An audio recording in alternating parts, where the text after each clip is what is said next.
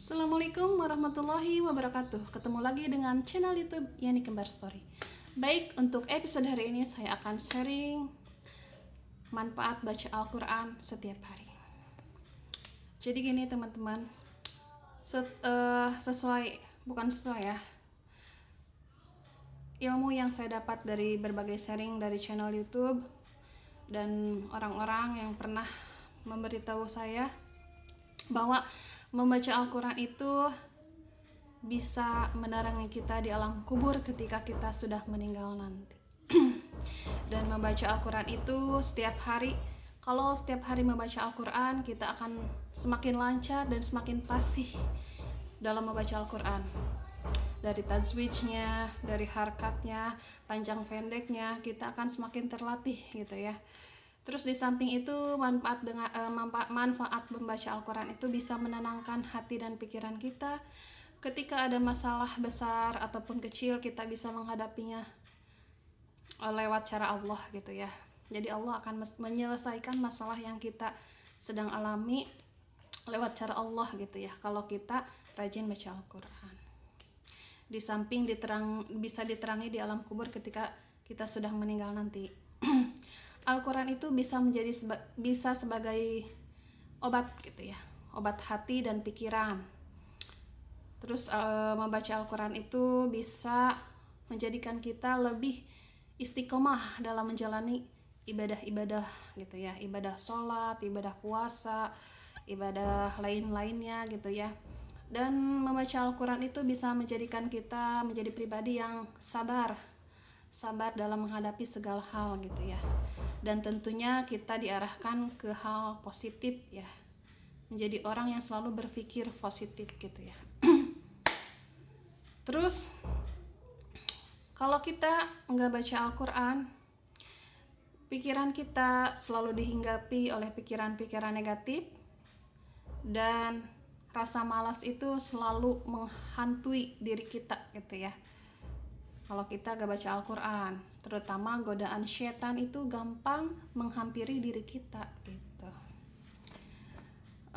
Diibaratkan gini ya, kalau kita gak baca Al-Quran, sayang banget.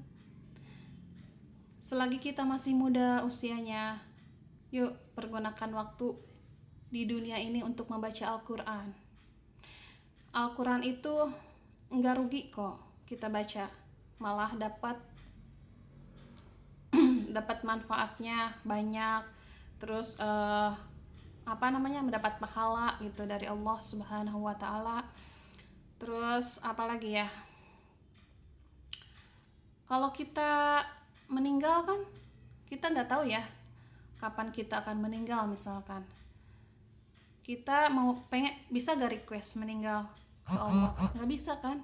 Misalkan kita pengen meninggal tahun depannya lagi, 2 tahun kemudian, gak bisa request meninggal itu udah ada di catatan Lauhul Mahfuz, catatan Allah yang tahu, dan Allah menentukan semua itu gitu. Kita sebagai manusia tidak bisa menentukan kapan kita harus meninggal, enggak kan.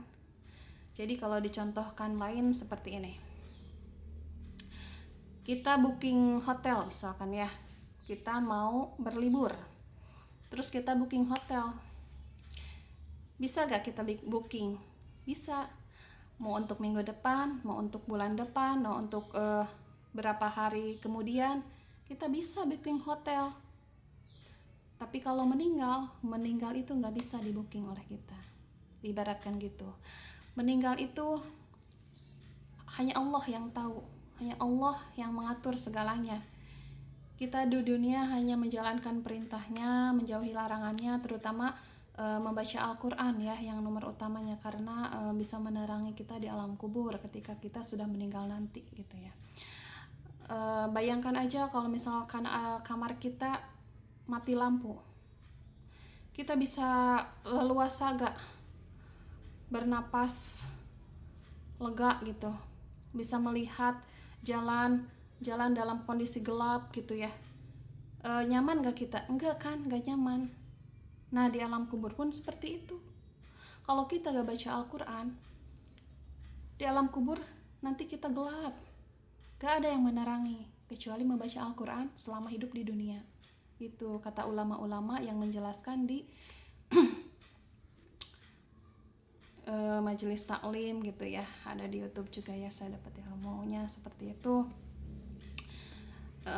Bukan saya orang yang bisa dan ahli dalam ibadah, enggak ya, saya itu masih tahap belajar dan mau belajar gitu ya. Saya di sini untuk men-sharingkan dan memotivasi banyak orang agar kita tuh yang telat baca Al-Quran bisa gitu. Enggak, baca Al-Quran itu tidak memandang usia, saya udah tua atau gimana, masih muda tenang aja, nggak bisa gitu. Baca Quran itu tidak memandang usia gitu. Ada kok yang meninggal baru lahir, ada kok yang meninggal usia 2 tahun, 3 tahun, 5 tahun, anak SD, SMP atau TK. Kematian itu tidak memandang usia.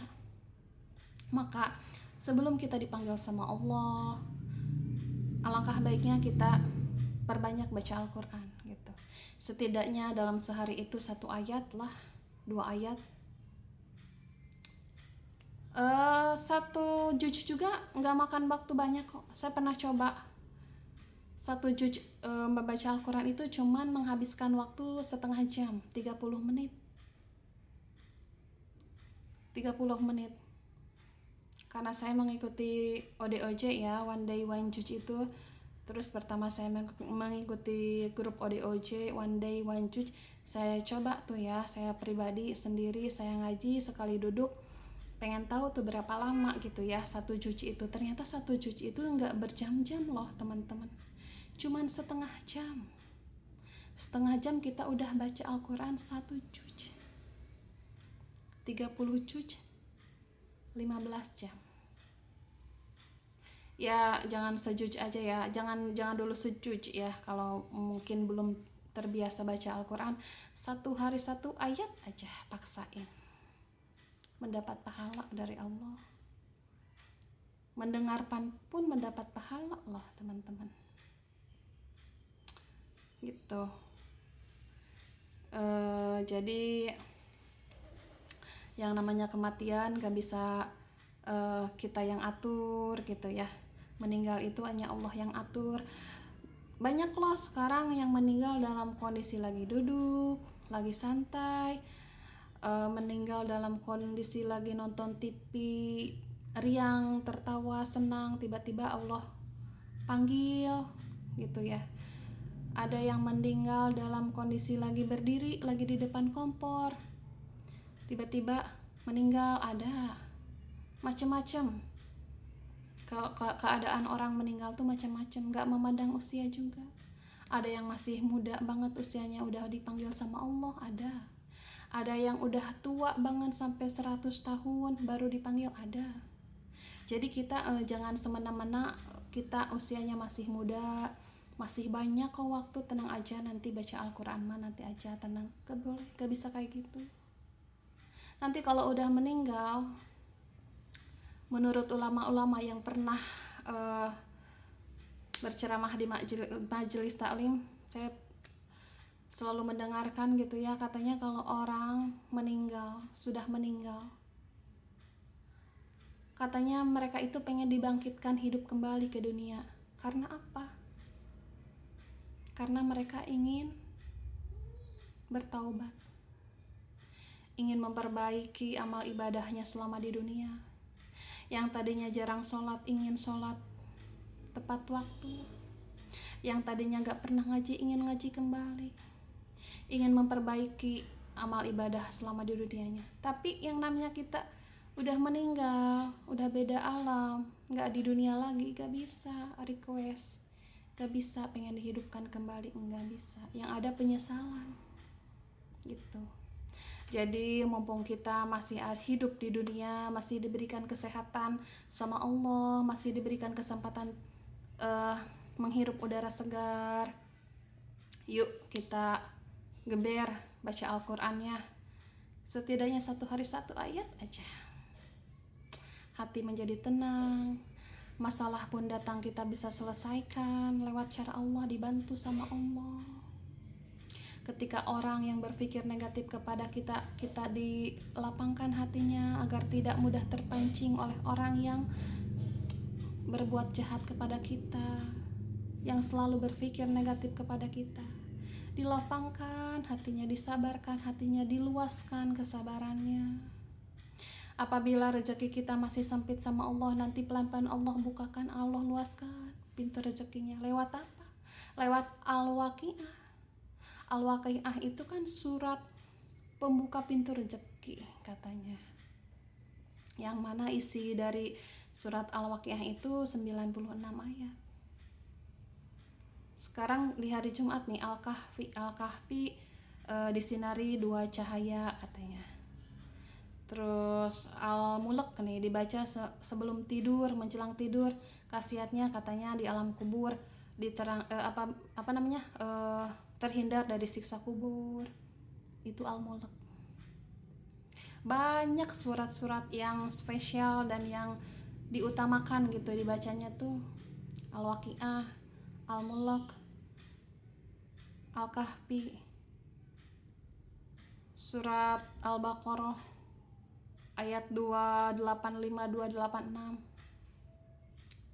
Rezeki yang tadinya sulit Allah mudahkan, yang tadinya sempit Allah luaskan gitu.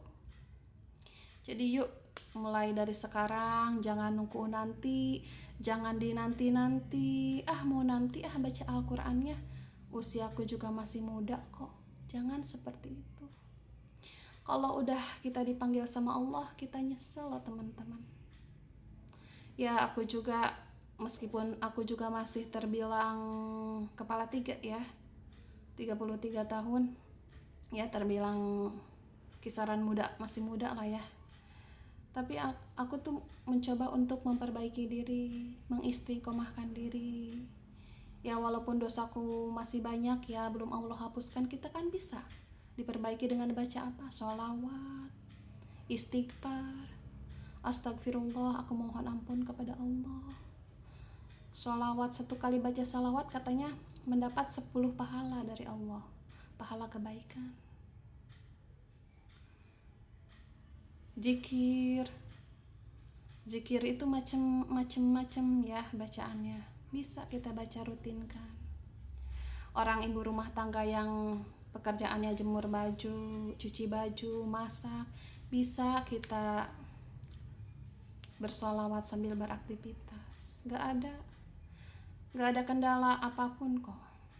Baca salawat itu kan tak harus wudu dulu. Kalau baca Al-Quran emang diwajibkan harus wudu terlebih dahulu, karena kan Al-Quran itu suci ya, jadi harus ambil air wudu dulu. Yuk sempatkan baca Al-Quran dari sekarang, jangan nunggu nanti ya. Insya Allah kehidupan baik akan kita raih. Terutama kita harus banyak bersyukur kepada Allah dan selalu bilang terima kasih. Terima kasih Allah, terima kasih Allah.